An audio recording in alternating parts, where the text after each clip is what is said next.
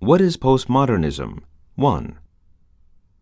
The term postmodernism has been in widespread use for 3 decades, but the story of its spread through culture is fairly complex. Apart from a number of isolated early sightings of the term, postmodernism started life mainly as an academic category concerned with certain developments in the arts, but soon became a descriptive term for all sorts of proposed shifts and changes in contemporary society and culture. To take just one example, it was argued that the world had lost faith in technological progress.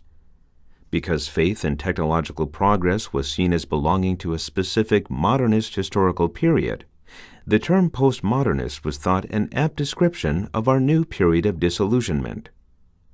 However, by the mid-1980s, postmodernism had blossomed into what can sometimes seem like a catch-all term for just about anything. By the middle of that decade, postmodernism in many areas, like architecture, politics, or literature, was frequently discussed in late-night television culture slots, radio arts programs, and middle-brow Sunday newspaper supplements. These discussions often consisted of either agonizing over what sense could possibly be made of a word like postmodernism, or dismissing it outright as a trendy buzzword rapidly reaching its sell-by date. Today, the deluge of books on postmodernism has slowed to a steady drizzle, and heated debate has cooled into sober reassessment. In some quarters, the art world for instance, the word, if not the issues to which it refers, seems to be in the process of being willfully forgotten.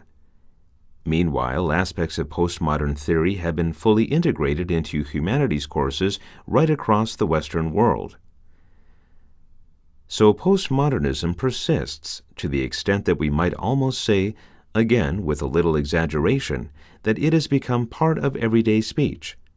This suggests that it might be worth our while to look into exactly what lies behind it. What is postmodernism? 2. It is possible to look at the field of psychoanalysis, identify its founding figure as Sigmund Freud, and go on to describe the main conceptual tools behind the psychoanalytic method. With postmodernism, it is not quite so easy to do this. Postmodernism is not, strictly speaking, a school of thought. It is not a unified intellectual movement with a definite goal or perspective, and it does not have a single dominant theoretician or spokesperson. This is because ideas about postmodernism have been adopted by virtually every discipline, from philosophy to cultural studies, from geography to art history. Each area has produced books and periodicals with their own particular angles on the topic. Each has defined postmodernism in their own terms. In short, postmodernism has proliferated. Taken on board in so many different fields, where it can refer to so many different things, its meanings have multiplied, and the sheer volume of texts it has generated have tended to obscure rather than clarify what on earth it is all about. The problem is that what postmodernism might mean in one discipline is not necessarily compatible with what it might mean in another. So postmodernism now leads a complicated life, so complicated, in fact, that there are really several postmodernisms in existence, or at least many variations on it.